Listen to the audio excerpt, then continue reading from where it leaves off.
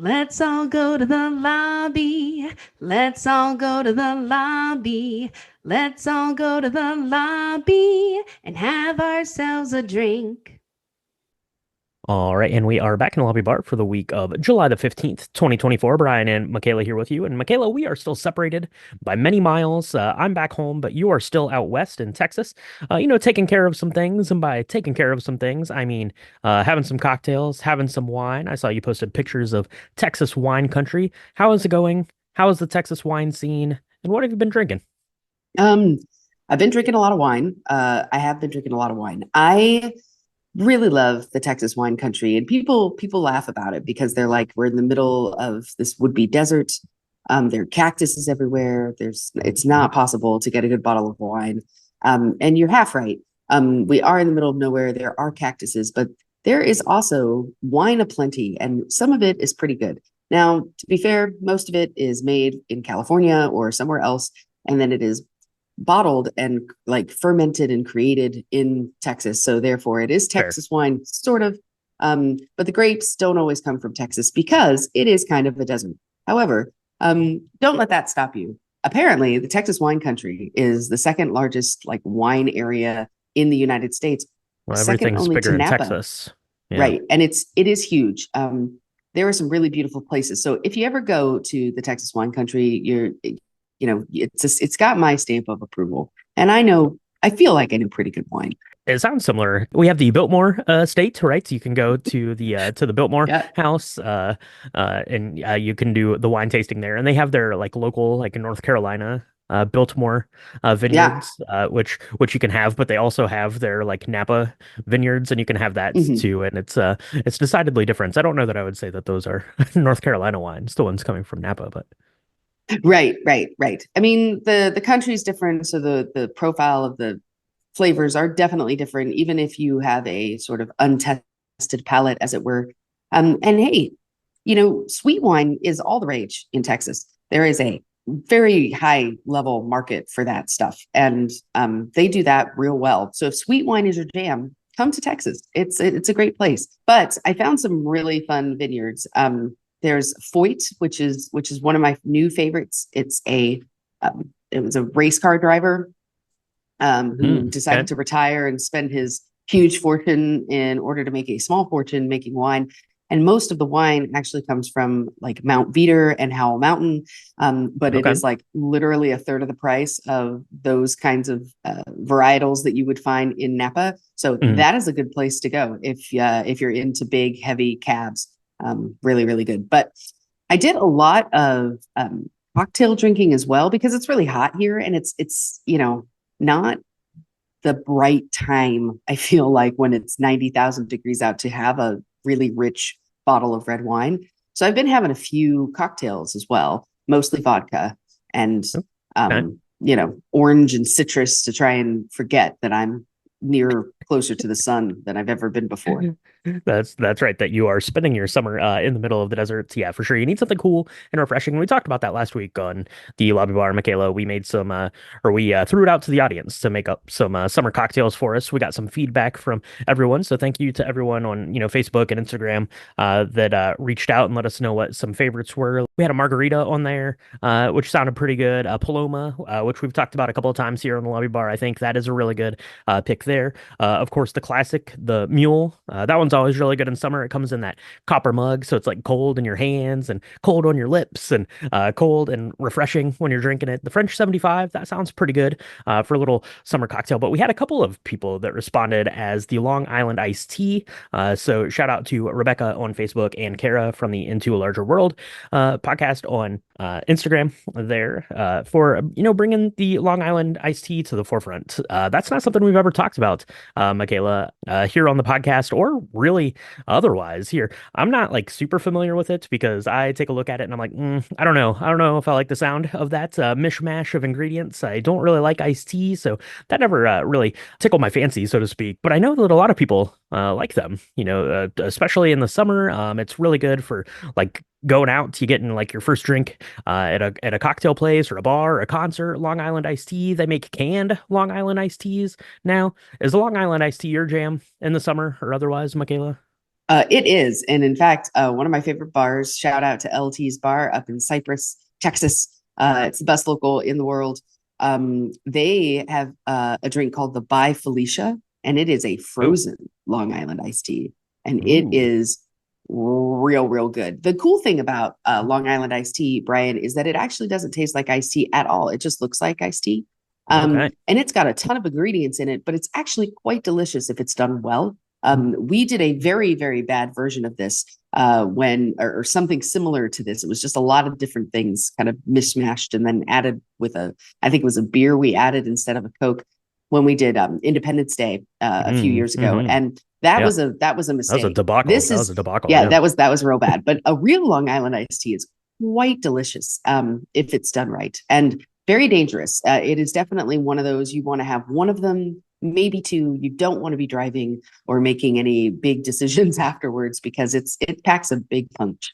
It does pack a big punch. It's really good, I guess, at cleaning out the good old liquor cabinet because there's a lot of things in there. Let's mix one of these up, Michaela. I'm excited to try one. Here, this is going to be my inauguration into the Long Island iced tea world. So into a glass with some ice. You want like a tall like Collins glass, or you could even use probably like a tall like beer glass, something like that. But you're going to go with 3/4 of an ounce of vodka, 3/4 of an ounce of white rum, 3/4 of an ounce of silver tequila, 3/4 of an ounce of gin, 3/4 of an ounce of triple sec. That's your liquors there, and go ahead and throw in 3/4 of an ounce of simple syrup, 3/4 of an ounce of lime juice. Go ahead and give that a big stir. You want to get all of those ingredients stirred up really good there, and then you're going to top that sucker off with some ice cold Coca-Cola to your liking. Probably if you wanted a little bit more fizzy, and a little bit more, Coca-Cola forward, go with a little bit more, a little bit less. If you want less of that, you could probably, substitute in a little bit of club soda if you don't want quite as much like syrupy Coke in there, but who cares? We're going with everything in this, and then you're going to garnish that with a lemon wedge, sip, and enjoy. This one's not for day drinking, Michaela. Tread lightly here, but I have to say, the Long Island iced tea is pretty good. It's easy to remember because it's just 3/4 of an ounce of everything that you have on hand in your liquor cabinet. Pretty much. Now, a word about that. Look, we've got gin, we've got tequila, we've got vodka. You don't need super high-end stuff. So pick a gin that's just a good basic gin. I use Booker's a lot for this. I use just a Svedka or like a Smirnoff vodka or like a simple Grey Goose. I wouldn't use anything flavored for these, anything too super floral, because all of those things are going to meld together. And if you just pick kind of basic ones, they're going to meld together fine. I have done this with like a super like juniper-y gin one, and it tasted real wonky. So just keep that in mind when you're mixing all the stuff. Yeah, for sure. And if you don't have one of these ingredients, you could, double up on something else and, just pick your own way through this Long Island iced tea. But yeah, this is pretty good. And this is pretty good on a summer night. I could see like going to a concert and having one of these, where you're out at the amphitheater and it's super hot.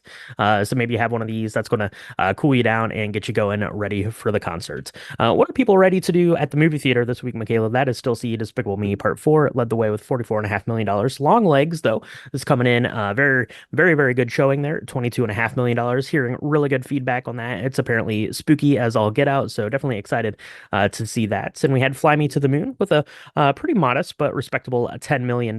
So what are you hearing out there, Michaela? What are you hearing about Long Legs? What are you hearing about the Nicolas Cage of it all?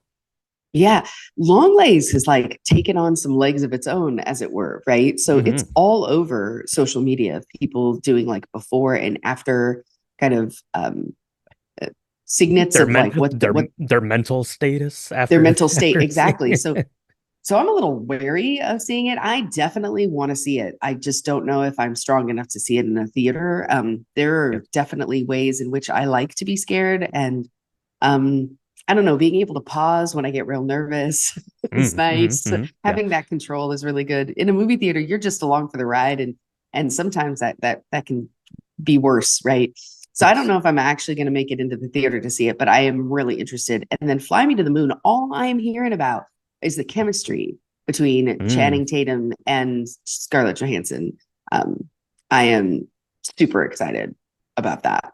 Yeah, that's right. You're gonna have a lot of movies to catch up on here once you make your return trip home. Yeah, hearing really good things. Grab your favorite, cuddly teddy bear, I guess, and get ready to take in Long Legs. See if you can make it through that. We've got some stuff coming out though this week, Michaela. One of these wasn't familiar with, but I saw it. Maybe if you saw Long Legs and that gets the horror itch going. We had Maxine, we had Long Legs, and now this week we've got Oddity coming out. That looks pretty spooky there, directed by Damien McCarthy, about some sort of very, very creepy wooden mannequin. I don't like that. I don't like that at all, but I do like this, Michaela.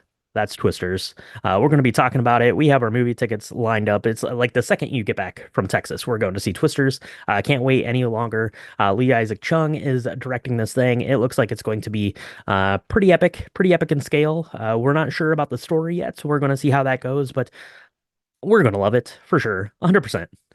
I mean, the stakes are pretty high for Twister. Look, it's got some of my new favorite actors in it. I'm really excited about that. The special effects look awesome. I think that we're going to love parts of it for sure. I just really hope the storyline is similar to the first one in that it was simple and yet just really, really beautifully executed. I hope they don't get too clever with it, right? Mm-hmm. But I'm super excited because I definitely think there's going to be more than one cow. We're going to see dual Twisters. We'll Like have a cow alert. Yes. yes, We're cow, another cow. we're not seeing it in 40X, which could be fun, but we are going to be talking about the original Twister over on our Patreon. It's patreon.com/drink the movies. You can go there and look for that. That's going to be coming out this week as well. So very excited to watch the original from 96. Is that one that came out, I think, in 96? That sounds right. 96. So we're going to be talking about that. Then we're going to be talking about Twisters next week on the podcast after we've had a chance to talk about that. But we've got a couple of other things to watch here. So we've got a new series coming out onto Peacock and Prime. I'm not sure how that works, but I guess it's going to be on both of those. And it is Those About to Die, about the Roman gladiators. It's apparently based off of the book that the movie Gladiator was based off of. So I guess this one's going to be a little bit more true to the actual book there. That looks like it could be pretty good. Don't know if you've heard anything about that, Michaela. And then we've also got Lady in the Lake coming back for its second season to Apple TV Plus. That one is a Natalie Portman kind of like a murder mystery kind of thing. And that sounds pretty good. I wasn't familiar with it, but looking it up today, and that might be something I have to go through and binge the first season of and get ready for that. But what do you think? More Gladiator action? We talked about Gladiator not too long ago. We did. I'm digging it. I'm excited about that. I didn't realize Michaela thinks about Tuesday. the Roman Empire like once a day.